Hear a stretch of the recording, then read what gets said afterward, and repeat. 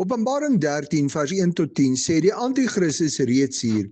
Ons leef in 'n tyd waar ons die werk van die Antichrist en die valse profeet baie duidelik om ons sien en in ons lewe voel. Ons wil dikwels moedeloos word want die boosheid word net te veel.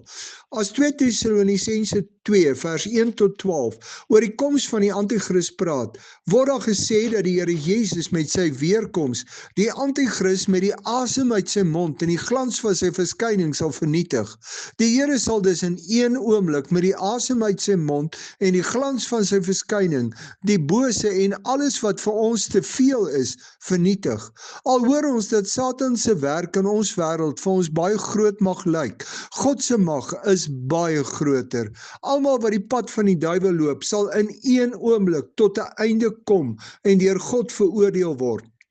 As jy kyk wat Satan in die kerk en in ons wêreld alles doen, dan kan jy voel dat dit vir jou te veel is en dat gelowiges nie 'n kans het teen alles wat verkeerd is nie. Maar is dit so?